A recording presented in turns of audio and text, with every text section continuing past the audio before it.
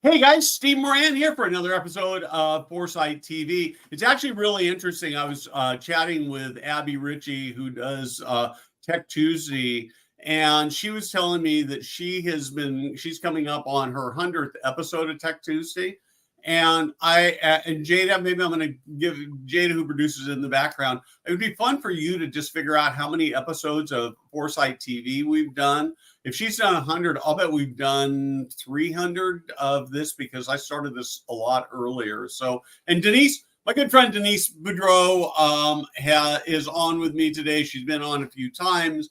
And I think the last time you came on, it was because I had an emergency where my guest didn't show up. This time it was actually planned. We are going to be talking about how you can have a fully staffed senior living community where you've got people lined up wanting to go to work for you and with you and be part of your team. But before we get started, we're going to do this.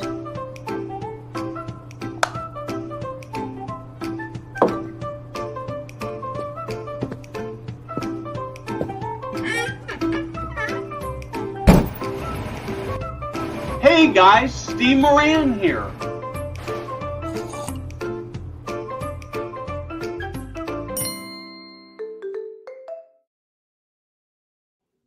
So before we get started, Denise, we're talking about people stuff. And so this is actually really, really appropriate. But before we get started, I want to give a big shout out to KARE with the K. They are the sponsor of Foresight TV, and they take those senior living communities that maybe are not working with Denise and have big holes in their staffing. They need help. They need extra staff. And they provide that staff at a rate that is just a ton less money than a traditional staffing agency. So you get better people at a lower cost. And I suspect that occasionally, even if you've been doing work with Denise and your building is fully staffed, that you still end up with places where you go, I've got this shift and I've got nobody to fill it. KARE is the right place to go to fill that shift. You will fall in love with their customer service. You will fall in love with the people they send to your communities. And so if you are struggling at all with staff, with short-term staffing, you need to be talking to KARE. So Denise, welcome. I know that you blurred it, so we couldn't tell, but it looks to me like you're in a hotel room. Just like I shall neither confirm nor deny. I'm in Miami. So I had the conference yesterday. So yeah. So let's start with who you are.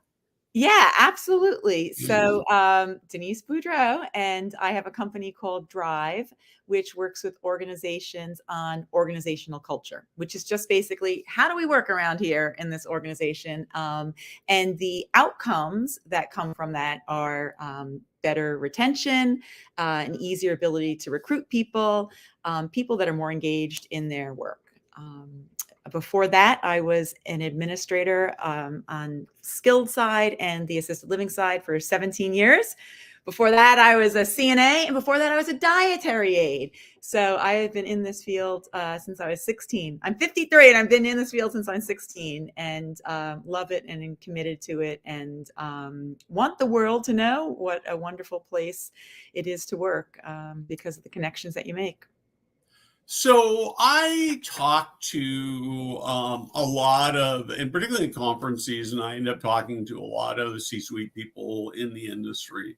And this year has been particularly fun because I've talked to 6 or 8 of them who have really high performing cultures, and they have high occupancy, and they're doing some really cool stuff. But I've also talked to a lot more who are really, really struggling, and they just feel like their staff doesn't care. One of the other things that has happened this year more than others is that I've had a lot of conversations with, regional leaders, people who were sort of working below the C-suite level about their relationship with their bosses. And I hear a lot of things that and these are typically not the same set of bosses I was just talking about that have really high performance, but they're people oftentimes that I have great respect for, that I think are running pretty good organizations, and they're people, they're corporate level people, not the C-suite, but just below that. They don't like their work environment very much, and I don't know. Have you experienced this? Do you have any thoughts on this?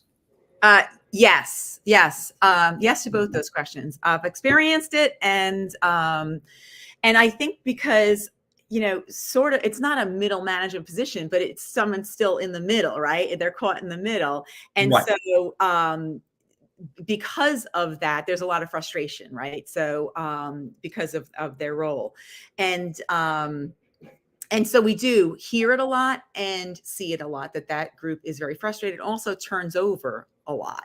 That group is also driving the outcomes of, or helping to drive the outcomes of the EDs or the administrators and so forth. They're looking towards that person as motivation and inspiration to do better, or they're looking at that person feeling very beat up and just, I want out. And I'm also, just from the sort of next level, the administrator ED level, then, which, to that particular community, that's the highest level, right? But in the scheme of an organization, it's not. But they too, super frustrated right now, lots of turnover. And what scares me is not just turnover, which is never good, but people leaving our field. Like, I'm out, I'm not doing it anymore. So yeah, I am seeing it for sure. For sure. Yes, but no cup. Sorry, I've got to ask for a cup of coffee, keeping it real here on live stream. But yes, my wife just came in from Pilates, and she's taking such good care of me. Anyway, so this is really, I mean, I think you're right that it's not just the turnover; it's the impact on both the staff and on the quality of care. Yesterday, no, what is today? Today's Friday. So Wednesday, we did a special live stream with Lauren Shook of Silverado, talking about how the very unjust case had been thrown out. But one of the things that he spent a lot of time talking about was the impact of the staff, and how devastating the charges were, but how loyal and committed the staff were, because they've got this motto. I'm not sure I'm going to get it quite right. Love conquers fear, I think it is. Love conquers everything. Love is stronger than fear. Love is greater than fear, I think is how it goes. And how do you get there? Get to the love. Great. Yeah, I mean, because ultimately, I mean, you might use different words, but ultimately, I think that maybe I'm going to do this differently. I'm going to actually if you were a CEO, what would your driving sort of motto theme be of a senior living operator company? What would your driving theme be? Yeah. Well, I think that sense of, I mean, I love that concept, and I've talked to him before at conferences about that, that love is greater than fear. And because when we think about it, so much of what our field gets frustrated with, regulations, right? One little thing goes wrong, and then that all these changes are made, because this one provider did something wrong or this one thing happened. And yet it's sort of what happens even in leadership. Like, something goes wrong with the staff, and then this hammer comes down that this is now the process that we're going to use, and so forth. And so it's like we live, and I get it, because it's so regulated. Our field is so regulated. I get it because of a liability standpoint and so forth. But there's this real rub there of people wanting to do the right things for those that they care for, serve, and love, the residents, or clients or patients or whatever piece of the field that you're in. And at the same time, this, like, we can't do this, we can't do that, we can't do this, we can't do that. I just talking to someone recently, and some of the focus groups we did in the organization, their organization, staff were saying, like, we have to walk like 15 minutes to this other break room. And so by the time I get to that break room, my break's over, like I can't, so I just don't bother taking a break. And so we had talked about, is there a possibility to create some more localized spaces? And the answer was, then people will hide. And so that's a fear-based response, right? People will hide. So if we do something good for the staff, they'll take advantage of it. And I see it all the time. And I say this with great love, not judgment, but sort of what are the stories that we're telling ourselves about staff, and the stories that most people tell themselves. And I did it too when I was in operations, like staff were trying to get away with something. Or, to that point, if somebody doesn't punch in, it's not because they forgot to punch, because they came late and they didn't punch. So, because they didn't want anyone to know they were late and so forth. So it's a lot of that sort of fear-based stories that we wind up telling ourselves. And then that impacts how we react as a leader. So then as a leader, that's how I'm showing up. Even if it's sort of subconsciously, that's how I'm showing up. That Steve is trying to get away with something, or that Steve is going to be as lazy as he possibly can be at work, unless I have very strict tasks, unless I have very strict parameters, unless I constantly ride Steve, unless I micromanage Steve, right? So as opposed to Steve showing up, Steve loves what he does. If I get out of his way, and he can do the best job that he possibly can do. I want to share with you a little bit. I'll pause for a moment because I've been talking too much, but I want to share with you the shift that we're seeing these last few years in accountability in organizations. But I'm going to make a note to myself to not let that fall off our agenda, as you and I sometimes get into conversation and forget to talk about stuff. So I want to really continue that theme. Let me just add one thing to what you said that I think will maybe contribute to the conversation. I would add, as I've been going to conferences, I've been in 4 conferences in 4 weeks, 5 weeks, I guess now. And one of the things that it's really a subtext that I'm hearing is that we believe some things about senior living that are, I think, tremendously self-defeating, and you essentially reference that. So we believe that senior living is not a very good place to work. We believe that senior living is not a very good place to live, that you only go into those places if you have to. And we believe that employees are lazy and don't want to do their best.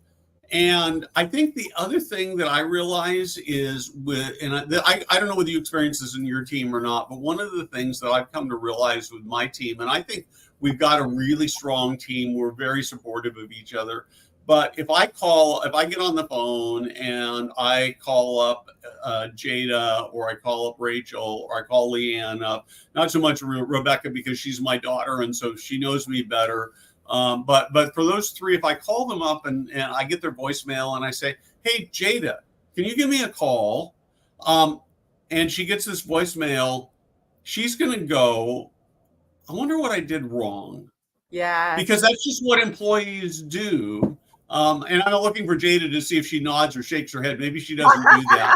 No, she doesn't do that. Okay, that's really good. She's shaking her head no. But I know particularly with Rachel's kind of gotten over it, but I call Rachel up and say, hey, I need to talk to you. And I could hear it in her voice. It's like, oh no, I'm in trouble. But employees are sort of trained to react that way. So let's hear about the shift in the context of all that. Yeah. And I think, it all sort of goes, to the same, we're going kind of the same direction with all of this, but the sense of the stories that we tell ourselves, right? We're a very victim kind of field. We are the victim. Things happen to us. And is there a good reason for that? It is, but it's the same thing, terrible happened to you in childhood. It's terrible. We can understand why you may be acting the way you do, but at some point you got to own it. Lots of people don't, but at some point you got to own it and say, okay, how can I turn my life around? And I feel like it's the same with our field. There's lots of reasons why we feel this way, but still this victimhood does not help us. And the other thing is it scares people from our field. I talk to a lot of people because I talk to so many HR people especially will be coming from a different field into our field. And they all say the same thing to me. This field is so stuck in that's the way we do it here. And, very sort of, and this is not for every organization, certainly, but, a lot I hear that from people is, they want to look at how things can be different. And so one of the things that I would say, can we look at differently for our field is this concept, of accountability. So we measure, as you know, culture in organizations. Yes, you can measure culture. Culture drives employee engagement. It goes a layer deeper than measuring employee engagement. It's why your employee engagement is what it is.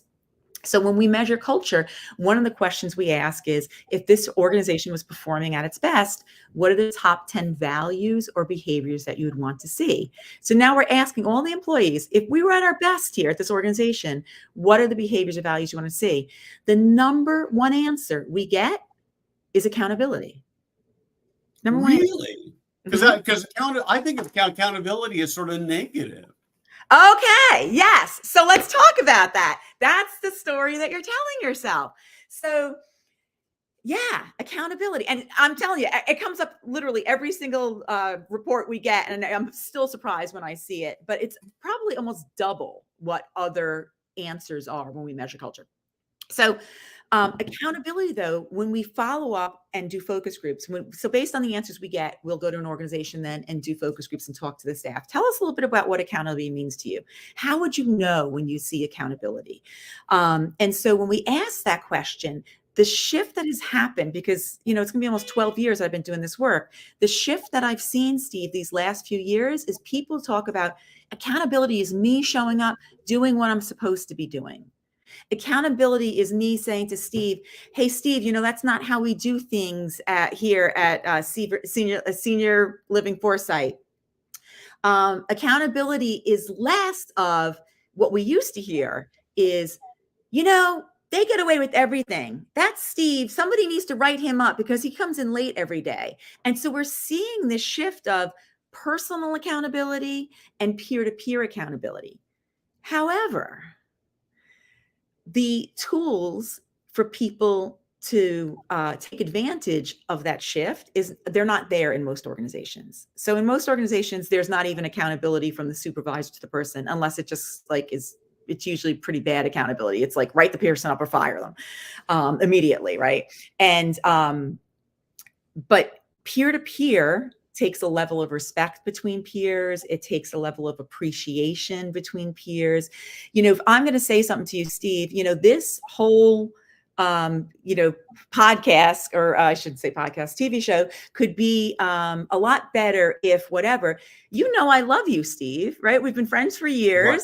I love you. Whatever I say to you, you're not going to come back at me like, oh, because you have your own, you don't even have your own show. Why don't you tell me when you have your own show, Denise, right? It comes from a place of love and appreciation for what you do. It'd be even better if blah, blah, blah, blah, right? And so this shift in accountability, I just think it's an opportunity for us to take advantage of how do we help people peer-to-peer and even the personal accountability stuff. Like they say it in this focus group, and then you say, well, then why don't they do it?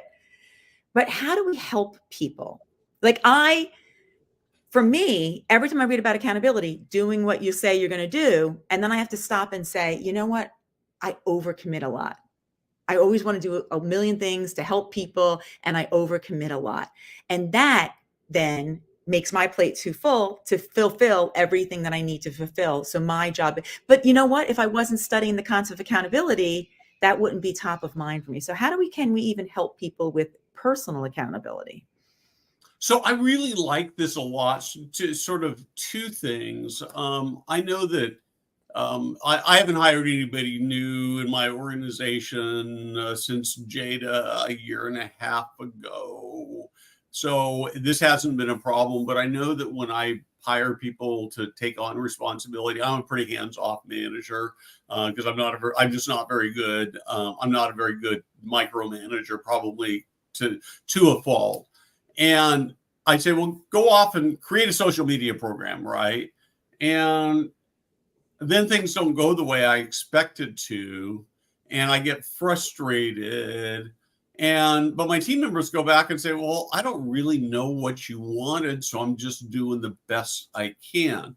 So I think that sometimes we don't, as leaders, don't do a very good job. And partly maybe, I think in senior living, it's a little different than what we do in a very creative field. But I think a lot of times is we don't even know. So I was talking with Brett Landrum at ProCare HR about this topic yesterday, just sort of how to create better, higher performing teams. He said, well, one of the things that people really get frustrated about is they actually don't know. So if I've got this job as a CNA, what does a great CNA look like? What does an average CNA look like? What does a poor CNA look like? I mean, they have some idea, but to be able to actually lay those out so people know, seems like a no-brainer, but he says nobody does it.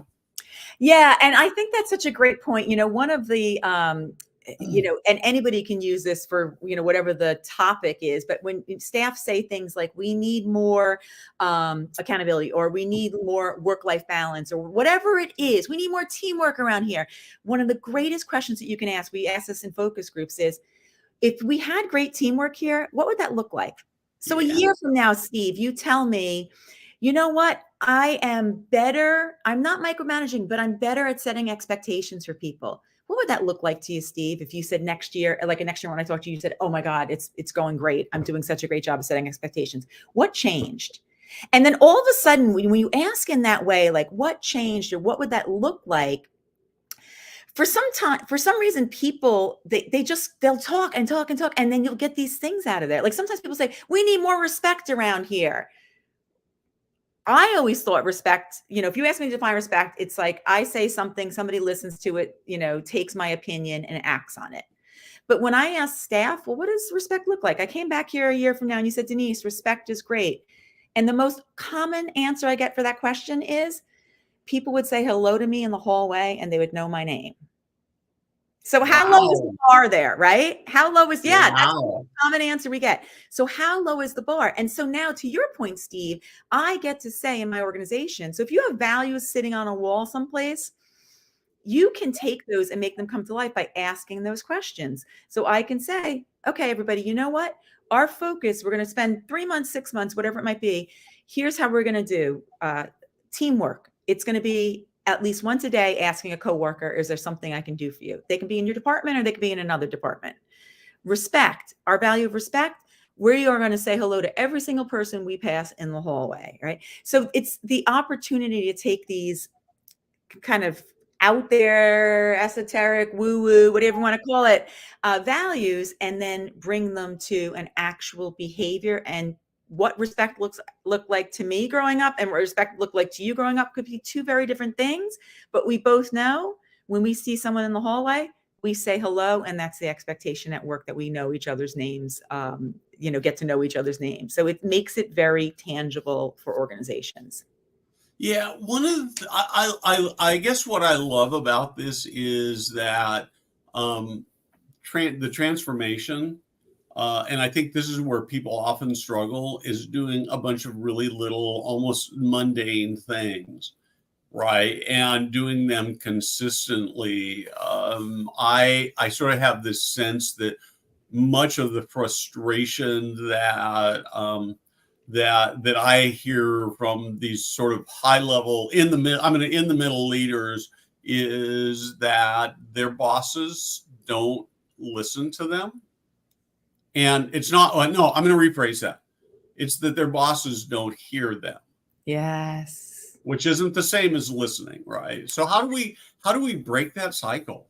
So one of the things would be, even, if you're in a role where you have some regionals reporting to you, or maybe you're a regional with some EDs and administrators reporting to you, that you ask that question, like, what makes you feel heard? So when we're having a conversation, what makes you feel like I've heard you? And that might be different for different people.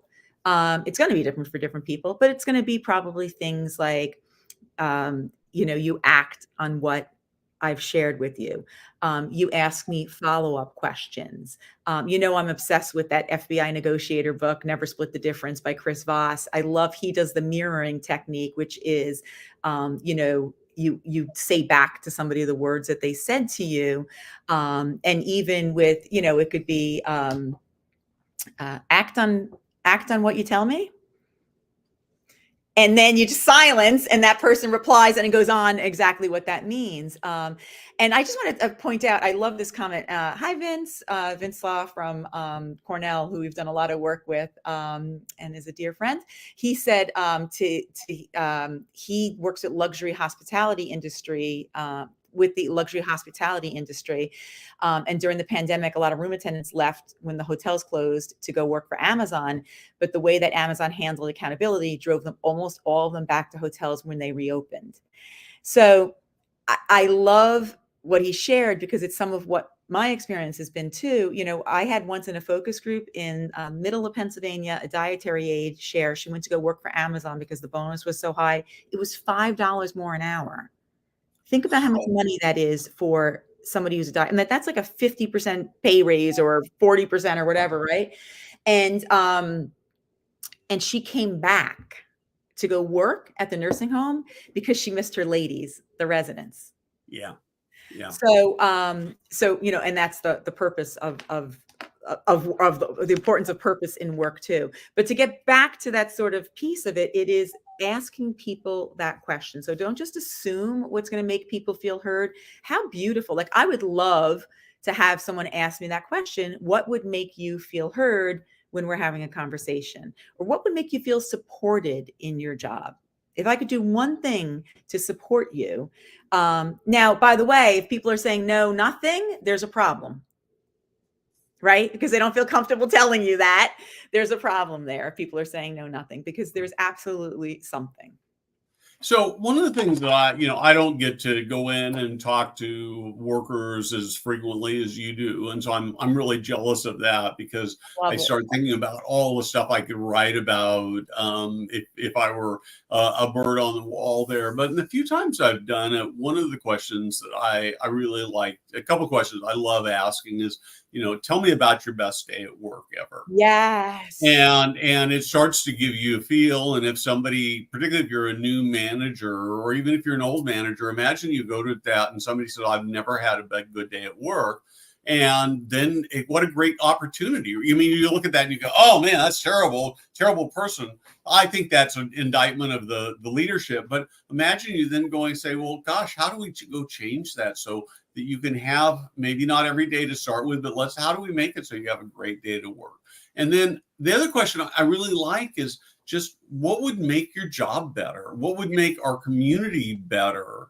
And I'm working on an article right now. I'm not going to tell you what the company is. It'll be public in a week or two, but a company that's got an average portfolio occupancy of 92%. And they go into their team all the time, they're frontline people, and they say, we think we're doing a pretty good job, but we want to know how to do it better, how to make your lives better, how to make your jobs better. Tell us what else we can do. So it's really what you're talking about. Yeah. And, and I think about, there's a white paper on our website, and Jada, thank you. She dropped the website in the chat there, but there's a white paper on our website that we worked with an organization a few years ago. And one organization, multiple sites, it was like 50 something sites, and measured culture in each one of them. And it was fascinating to see low culture score, low occupancy, high culture score, high occupancy. And so we had someone look at all that data and looked at the low, the kind of struggling cultures. The average occupancy in them was 66%.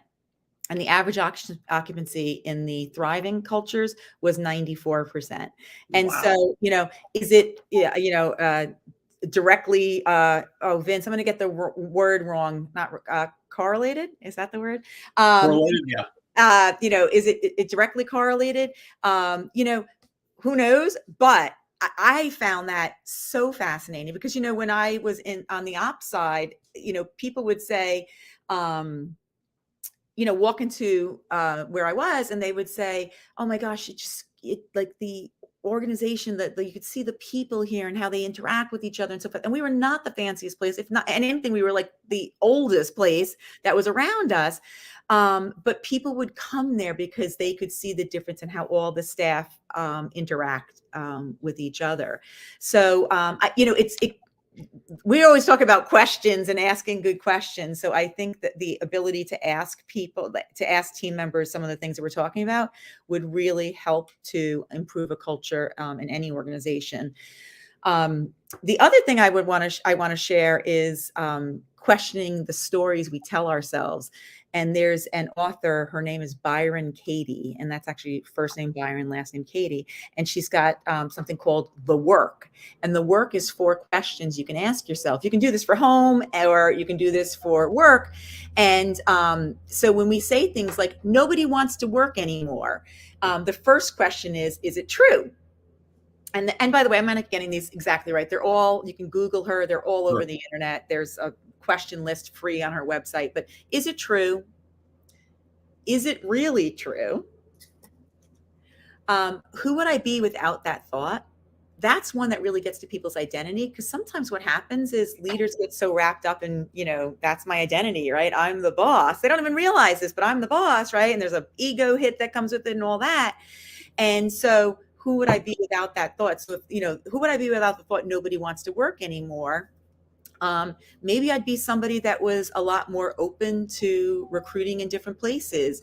Maybe I would be somebody that was more supportive of staff if I actually thought they wanted to work, right? So who would I be out there thought? And then my favorite one is to turn it around, and you turn it around in all different ways, as many ways as you can, which means if your story you're telling yourself is nobody wants to work anymore, if you turned around and made it the opposite, everybody wants to work. Nobody wants to work, or nobody used to want to work, or whatever. But you can look at every opposite that you can make out of that statement. And what happens is it's somehow magic. I've done this, by the way, home and work. It's fascinating when you start challenging it through those questions that you're like, maybe part of the problem might be something that I've been doing, or maybe part of the problem is this process or whatever. It opens up and kind of gets you out of this victimhood, this questioning of thoughts through the quote unquote The Work by Byron Katie and those 4 questions. So I just want to share that too, since we were talking about questions, using that as well to question the stories you might be telling yourself. So as I love questions, and I think that there is great magic and power in asking the right questions to help to get to the right answer. I actually want to go back to one comment that was on the screen just briefly that we didn't get a chance to talk about. This is, and I'm going to pop it back up here because I think it really is fundamental to everything everything we've been talking about.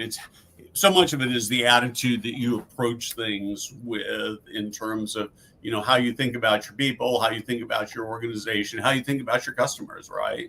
Yes. And, again, to that, the story piece, I've had times where I'm like, I show up and at the airport and I'm not in the best mood. And I go, okay, I got to shift this because it's going to be a bad day of travel, right? And so I'll go into the TSA line and I'll think, I literally do this in my head. I think I love you to every single person I see in the TSA line. Do you know 100% of the time I wind up like joking with the TSA agents, like laughing, like whatever. It's like a total shift. I did it in the American Airlines Club in Charlotte last week. I just look around this club and I'm like, I love you, I love you, I love you, I love you. And that's really foreign and hard to do for some people. So the I love you might be too hard, but you could say, I appreciate you. I value you. I see something good in you. Like in your head, nobody needs to know you're doing it. But you can imagine if we like walked into our work with that sort of feeling towards people, right? Everyone's got something good. And I look at everybody and say, that person's got something good in them. That person's got something good in them. And I did that with every one of my employees, right? The love thing might be too not for Lauren, but might be too hard for some people. So, that mindset shift, that, once again, the questioning how your mindset is impacting what you're getting out of your interactions with staff or truly any place in the world. That's another thing that I sort of do that's helpful to me. Cool. So we are about out of time. We're a little past time here. This has been a great conversation.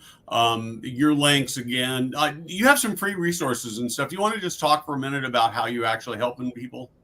Yeah, absolutely. So the biggest way that we help people is by taking this sort of sense of there's nothing we can do really about recruitment, retention, or even just the engagement of our employees, and put data towards it. So we measure culture. We have a tool that actually measures culture. And what it does is it prioritizes what you need to do. And people always say the same thing. Like they say, it's magic. It takes this topic that like, we got to work on our culture, and it makes it very tangible and actionable. And it also has the ability when people say, I love when leaders say to me, we have a great culture. And I say, well, how do you know that? I can just feel it. But, you know, when you're the CEO or the VP or the chief officer or this or that, your experience, and we have research on this, is way different than the typical employee experience. So, so putting data behind it to me is really important. So we're not just guessing at this stuff. We're actually using data because it's too important to guess at, right? It's driving turnover, it's driving occupancy, it's our ability to recruit people. And so we don't want to guess at it. We want to measure it. And so that's the way that we help people. And then from that, we might do focus groups. We might do some leadership development work. We have an online on-demand program for leaders that they can hop into. But it's all around that sense of improving culture to improve outcomes. Perfect. Denise, thank you very much. Thank you for your passion. And we're actually both jumping on an airplane in a couple days to, what are you going tomorrow? I'm going tomorrow. I'm presenting Tuesday morning on attracting purpose-driven people to your purpose-driven organization. 8:30 Tuesday morning, and I'm really excited. I'm doing 2 clients: Carol Silver Elliott from a Jewish family in New Jersey, and Jane Keller from Christian Living Communities in Colorado. And it's going to rock your world about how you think about leadership and how you think about workforce. It's going to be completely different than anything that you've thought about before. So yeah, look forward to seeing you there. Well, I'll see if I can wake up that early. So anyway, thank you very much, Jada. Thank you for making this all happen behind the scenes and putting together the schedule and those kinds of things. And for all of you who are watching the recording, I love you. I love your passion for the residents. I love your passion for the team. I love that you are making the world a better place. And ultimately, we make the world a better place by touching 1 or 2 lives at a time. So thank you for that. Awesome. Thanks, Steve. Thank you.